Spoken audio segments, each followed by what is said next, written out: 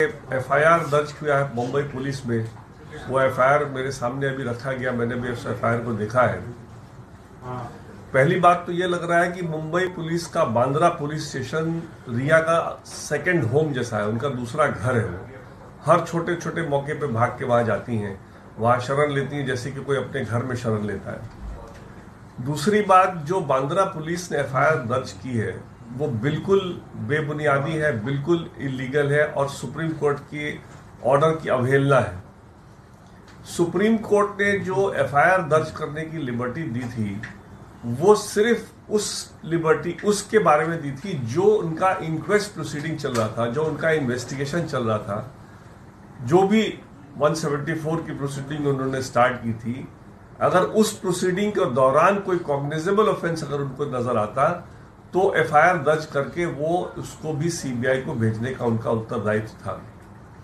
Supreme court ने कभी भी ये लिबर्टी अक्यूज को नहीं दी थी कि वो एक एफआईआर दर्ज करें, क्योंकि इस तरह का एफआईआर दर्ज होना सुप्रीम कोर्ट के पहले कई जजमेंट में, खास करके टीटी एंथनी के जजमेंट में बाध्य है। एक बार जब एक एफआईआर दर्ज हो जाती है एक इंसिडेंट के मामले में, तो उसके बाद कोई भी स्टेटमेंट अगर आपको देना है तो 162 में उसी एफआईआर के अंदर आप दे सकते हैं। रिया चक्रवर्ती जो इस एफआईआर के माध्यम से कहना चाह रही है वो सीबीआई को अपने स्टेटमेंट में दे सकती थी, और सीबीआई उस स्टेटमेंट को अगर समझता कि हाँ इसमें कोई अहमियत है या इसमें कोई तथ्य है, तो उसको सीबीआई अपने चार्जशीट में उसको कंसिडर करता और कंसिडर करके उसको उस पर एक्शन ले सकता था। जो दूसरा एफआईआर जो इन्होंने दर्ज करवा दिया है वो सुप्रीम कोर्ट के ऑर्डर में बिल्कुल मान्य नहीं है, सुप्रीम कोर्ट के पुराने जजमेंट में मान्य नहीं है, टीटी एंथनी में मान्य नहीं है, और ये डायरेक्ट एक अवहेलना है सुप्रीम कोर्ट के जजमेंट की। तीसरी बात कि सुप्रीम कोर्ट का एक और जजमेंट है जो डॉक्टरों के खिलाफ एफआईआर दर्ज करने से मना करता है, जो कहता है कि डॉक्टर के खिलाफ कभी भी अगर एफआईआर होगा तो बिना एक मेडिकल टीम का गठन किए हुए कोई एफआईआर दर्ज नहीं हो सकता। और इस केस में बांद्रा पुलिस ने कोई मेडिकल टीम का गठन नहीं किया है ये देखने के लिए कि जो डॉक्टर ने प्रिस्क्रिप्शन दिया या नहीं दिया, या उसमें जो भी एलिगेशन है डॉक्टर के खिलाफ, वो एफआईआर के अंतर्गत आ सकते हैं नहीं आ सकते हैं। चौथी बात, एफआईआर दर्ज करने में जैसे कि मुंबई पुलिस ने आईपीसी के और एनडीपीएस के सेक्शनों को भर दिया है, जैसे लगता है कि उनको बस एक खाना पूर्ति करनी थी, रिया को पुलिस स्टेशन से खुश करके भेजना था, और इसीलिए बिना सोचे समझे, बिना देखे कि उसमें से कोई भी ऑफेंस जो उनकी कथित है उस कथित में ऑफेंस होता है कि नहीं होता है, वो भी बिना देखे हुए एक एफआईआर लिख डाली है। तो इसका तो बहुत ही सीरियस हम एक्शन लेंगे। क्या हम सुप्रीम कोर्ट पे कंटेम्प्ट डालेंगे या क्वैशिंग डालेंगे या क्या डालेंगे, वो हम फैसला लेंगे कुछ चंद घंटों में। लेकिन इस मामले को एक बहुत ही सीरियस तरीके से ये देख करके कि ये एक सुप्रीम कोर्ट के जो ओवरऑल डायरेक्शन है उसका ये उल्लंघन है, और जो लिबर्टी मुंबई पुलिस को दी गई थी अपने इन्वेस्टिगेशन के अंतर्गत कि अगर जो इंक्वेस्ट प्रोसीडिंग कर रहे हैं अगर उसमें कॉग्निजेबल ऑफेंस कोई मिलता है तो उसके लिए एफआईआर दर्ज कर सकते हैं, उस लिबर्टी को इन्होंने अक्यूज्ड के कहने पे एक एफआईआर दर्ज करने को अलाउ कर दिया है, जो कि बिल्कुल गैर कानूनी है, बिल्कुल सुप्रीम कोर्ट की अवहेलना है, और ये किसी भी हाल में इसको हम लोग आगे नहीं चलने देंगे। Shown an FIR got registered late last night by the Mumbai police. The first thought that comes to my mind is that Bandra police station looks like the second home of Riya Chakravarti. For every small incident, she runs to Bandra police, and they also permit her to sit and use the police station as if it's her own home or her drawing room. The FIR which has been registered is clearly illegal, clearly a contempt of the orders of the Supreme Court. The Supreme Court has very clearly said that if the Mumbai police, as part of its inquest proceeding, were to come across some cognizable offence in relation to the death of Sushant Singh Rajput, then that Mumbai police could refer to the CBI as well. The registration of a second FIR at the instance of the accused in this case is barred by Supreme Court by an earlier judgment of Supreme Court, that is in the case of T.T. Anthony, where Supreme Court has very categorically held that if an FIR is under investigation and if somebody wants to give a different factual matrix to the same incident, then it can be done only by means of a statement under 162 before the police investigating that FIR, and it cannot be by a second FIR.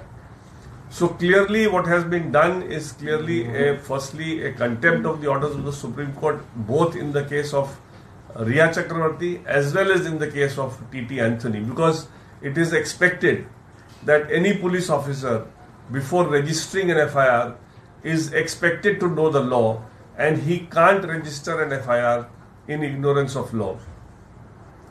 The FIR also has been registered as if to oblige the accused, because sections of the IPC and the NDPS Act have been used liberally without even looking into the contents of the complaint made by Riya Chakravarti as to whether any of those offences are made out or not. So this whole attempt appears to be somehow to help the accused and to deflect the investigation into a direction so as to ensure that the accused gets some benefit in this whole saga, that is in the death of Sushant Singh Rajput. Even otherwise, this FIR is completely without jurisdiction, because Supreme Court in the Jacob Matthew case has held that before an FIR can be registered against a medical professional, a medical team has to be constituted to find out whether any medical negligence is involved or not in this case, or any criminality is involved or not by the medical professional. And in this case, this FIR has been registered without constituting that medical board. So on 3 counts, firstly Jacob Matthew, secondly T.T. Anthony, and thirdly the spirit of the judgment in Riya Chakravarti's case, this FIR is clearly a contempt of the Supreme Court orders, and we will take very strong action to ensure that the accused does not succeed in deflecting the trial into a direction just to save herself and to ensure that the law doesn't take its full course as far as the offence committed by the accused is concerned. This is a very serious case where not only the CBI but also the NDPS as well as the ED authorities are investigating a very serious offence. And in spite of all these 3 agencies investigating this very incident, which is the death of late Sushant Singh Rajput, this kind of FIR being registered by Mumbai police is an affront to the investigation, to the Supreme Court. And we will take appropriate steps, whether it be filing contempt petition or whether filing quashing petition, we will decide very soon. So we did a story where Rumi Jafri has denied any payment. So where did this 15 crore or 17 crores come from? Well, these are again matters for investigation. I have told on several channels earlier also that what we have said in the FIR, I will only stick to that. Whatever is coming in the investigation, you will come to know only when the charge sheet is filed. Sir, CBI का दायरा unlimited है, ऐसे में इस तरह की complaint file करने के पीछे क्या मकसद लगता है आपको? देखिए, चाहती तो जांच कर सकती थी इसका बिना कंप्लेंट की। देखिए, सीबीआई के सामने अगर इनका जेन्युइन और बोनाफाइड कंप्लेंट था, अगर वैसे तो था ही नहीं, बिल्कुल देखने से ही लग रहा है, अगर इनका जेन्युइन और बोनाफाइड कंप्लेंट था तो ये सीबीआई को अपने स्टेटमेंट में यही बात लिखवा सकती थी, और सीबीआई अपनी इन्वेस्टिगेशन के अंतर्गत और उनको लगता कि इनकी बात सही है तो चार्जशीट हमारे क्लाइंट पे हो जाती है। इसलिए ये तो एक अलग एफआईआर करने का और एक डिफ्लेक्ट करने की, और मुंबई पुलिस को इस्तेमाल ऐसे किया जा रहा है जैसे कि उनके घर की पुलिस हो, उनके रिश्तेदार हो। इस तरह से पुलिस को किसी एक्यूज को बिठा करके इस तरह से एफआईआर दर्ज करती है सुप्रीम कोर्ट के कई जजमेंट की अवहेलना करके। इसलिए तो बहुत ही निंदनीय है, इसकी हम लोग बहुत कड़ी कार्रवाई करेंगे। सर, रिया चक्रवर्ती ने जो एफआईआर दर्ज करवाया और कहीं न कहीं एनसीबी के अधिकारियों के सामने जो बयान दिया उसमें ये कहा है कि तीनों बहनें प्रॉपर्टी की लालच में एक तरह से ड्रग की आदत डलवाई और इसीलिए दवाई बदली गई थी, जिससे इस स्टेज पे पहुंचा सुशांत की आत्महत्या कर दी। देखिए, ये जो रिया अपना केस बनाने में कुछ भी लिख दे, लेकिन दुनिया जानती है और इन्वेस्टिगेशन में सारी बात आ रही है कि कौन ड्रग सुशांत को किस तरह से देता था बिना उसकी मर्जी के। इसलिए ये सब बातें इनके बोलने से ये क्या इस कहानी को ये नया मोड़ देने की कोशिश जो कर रही है ये बिल्कुल सक्सेसफुल नहीं होगा। और police investigation, CBI investigation, ED और एनसीबी इस मामले के तह तक पहुंचेंगे और ये जो एक खाली अटेंशन डाइवर्ट करने का एक इनका जो तरीका है ये बिल्कुल सक्सीड नहीं करेगा। Riya and RSS, they started the relationship in 2019. So from then till now, what his account show is roughly 4 crore rupees. So sir, how is it possible that 17 or 15 crores which has been filed in an FIR in Patna, so where is this money coming from? Madam, you are again asking me the same question, but to put the same thing in the correct perspective, in that account of his, 17 crore was the inflow. At any point of time, there was never more than 4 crore. You may be right. 17 crore was the inflow and 15 crore was the outflow. Now, where all it has gone, the family was not controlling his account. The family was never interested in his money. So, where all it has gone, that only investigation will show. And I will not comment on whatever I know about whatever investigation has happened, because this is not fair on my part. I don't want to do a media trial. Let this be coming out only in the charge sheet, and you will all come to know where money has gone. Sir, Riya in her interrogation has confessed to taking drugs, and there's a constant changing of Riya's stance on drugs. How do you respond to that? Well, as far as what Riya has been doing in this case is concerned, to Rajdeep Sardesai, she is saying that from 1st June itself, Sushant had been asking her to go away.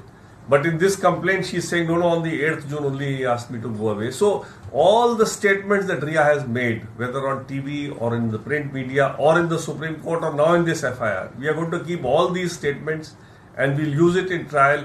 How she is shifting her stand every now and then, somehow on the basis of these changing circumstance, and trying to take benefit of whatever is coming in the investigation. So this is something which again I would not like to comment at this stage. Sir, आपने ये कहा कि रिया को Mumbai police, रिया कोई भी काम होता है तो वो सीधे मुंबई पुलिस के पास जाती है, एक घर समझती है अपना। तो आप क्या इनडायरेक्टली ये कहना चाह रहे हैं कि मुंबई पुलिस रिया को सपोर्ट कर रही है इस पूरे मामले? देखिए, ये तो हमारा शुरू से ही कहना है। इस मामले में तो कोई दो राय नहीं। हमारे FIR तक में लिखा हुआ है कि मुंबई पुलिस जिस राह में हमने कहा कि आप इन्वेस्टिगेशन कीजिए, हमने उनको कंप्लेंट भी किया था सुशांत सिंह के मरने के पहले। हमने यहाँ तक कहा था कि जो उनके साथ लोग हैं उनसे उनको खतरा है। उसके बावजूद जब मुंबई पुलिस ने कोई कार्रवाई नहीं की और हर तरह से रिया को बचाने की कोशिश की, तब उसके बाद हमने पटना में FIR दर्ज कराया। इसलिए इसमें तो कोई शक है ही नहीं कि मुंबई पुलिस मदद कर रही है। और जिस तरह से आज बांद्रा पुलिस बैठा करके उनको घंटों बिठा करके जिस तरह से एंटरटेन कर रही है, इससे तो साबित हो रहा है ना कि इस तरह से अब आउट ऑफ द वे जाकर के मुंबई पुलिस इनको मदद कर रही है। Under DSP Act, she could not have gone to CBI and filed an FIR. She has to file an FIR only with the Mumbai Police, and Mumbai Police, as per the Supreme Court order, they have transferred the FIR to the CBI for further investigation. If so you have it's the not, duty of the police if you have not understood what I have said, I can't keep on repeating the same thing. I have said that this was not to be in the form of an FIR, this was to be in the form of a statement to the CBI. And if the CBI were to accept this statement as true, because they are still in the process of investigation, if they find this version to be true, then the case will change. This can't be, there cannot be a second FIR at the instance of the accused. The only FIR that could have been registered in this case in terms of the liberty given by the Supreme Court was if the Mumbai police had felt, pursuant to the inquest proceeding that they were continuing, that there is some cognizable offence according to them committed, then they could have registered that FIR pursuant to that inquest only and referred the matter to the CBI. So that is not what has happened in this case. The liberty was not given to Riya Chakravarti to register an FIR, and registering such an FIR is barred by law in terms of TTR3 Supreme Court well considered judgment, which has now consistently been followed by the entire country. So what kind of a legal recourse are you? Simultaneously हम high court supreme court approach करेंगे अब बारी से, ऐसा देखिए, ये आपको मैं चैनल्स को नहीं बताऊंगा। जो हमारी स्ट्रैटेजी होगी हम लोग आपस में डिस्कस करके, परिवार से डिस्कस करके अप्रोप्रिएट एक्शन लेंगे। सर, आप जिस FIR की बात कर रहे हैं, अल्टीमेटली CBI को ही उसको जांच करनी है। तो अगर CBI के पास, जैसे आप ट्रस्ट नहीं कर रहे हैं मुंबई पुलिस को, रिया ट्रस्ट नहीं कर रही है CBI को, तो वो किसी तरह अपनी बात वो रखना चाह रही कि अगर CBI उन आपत्तियों को जांच करती है तो इसमें उन आरोपों को जांच करती है तो आपको क्या आपत्ति है? देखिए, जहां तक ट्रस्ट इशू का सवाल है, उसी ट्रस्ट इशू को समझ के सुप्रीम कोर्ट ने इस देश के सर्वोच्च न्यायालय ने मामला सीबीआई को दिया था। तो सुप्रीम कोर्ट ने अगर ट्रस्ट किया है सीबीआई को, तो मेरे हिसाब से किसी को भी कहना कि मैं सीबीआई को ट्रस्ट नहीं करती हूं, एक सुप्रीम कोर्ट का ये फर्दर कंटेम्प्ट है। क्योंकि जब सुप्रीम कोर्ट ने कह दिया कि मामला सीबीआई करेगा, और सिर्फ इसीलिए सुप्रीम कोर्ट के पास गया था ट्रस्ट इशू के लिए कि एक मुंबई पुलिस थी जिसके खिलाफ एलिगेशन था कि वो ठीक से नहीं कर रही है, और इनको डर था कि शायद पटना पुलिस एक दूसरे दिशा में न ले जाने की कोशिश करे। तो सुप्रीम कोर्ट ने बैलेंस करने के लिए बड़ी क्लियरली जजमेंट में लिखा है कि हम इसको सीबीआई को इसीलिए दे रहे हैं कि जिसमें कि कोई क्रेडिबिलिटी का इशू ना उठे इस मामले में। सर, एक बात और सामने आ रही है कि जब सुशांत सिंह राजपूत खुद टॉप डॉक्टर्स को कंसल्ट कर रहे थे मुंबई में, तो एक एलिगेशन ये है कि जो उनकी बहन है प्रियंका, उन्होंने कुछ फेक पेपर्स यूज करे। इस पे आपका क्या कमेंट है? देखिए, ये जो एलिगेशन है, इसको भी एलिगेशंस पे ही रहने दें। जब ये एलिगेशन हमको डील करना पड़ेगा कानूनी तौर पे, हम इसको डील करेंगे, लेकिन अभी इसको एलिगेशन के ही रहने दें। इसमें कोई फेक पेपर नहीं है, कोई ऐसा कोई काम नहीं हुआ है जो कि किसी मामले में क्रिमिनलिटी पे आता हो। ये अगर इसका उल्लंघन है, तो एक मेडिकल काउंसिल ऑफ इंडिया का जो एक डायरेक्टिव है उसका अगर और मेडिकल काउंसिल के सामने कोई कंप्लेंट नहीं है, इसलिए आज के दिन में इस तरह के कंप्लेंट पे कोई एक्शन लिया ही नहीं जा सकता, कोई नहीं ले सकता। Sir, but in that complaint, she also says that after obtaining this particular prescription, 5 days after that, the Sushant Singh has committed suicide, and she's also leveling abetment of suicide charges against the sisters. That is why I have said that the Mumbai police has been very liberal in adding whatever section she wanted them to add. So I don't want to comment on this kind of a completely wild and baseless allegation. Thank you. Thank you, sir.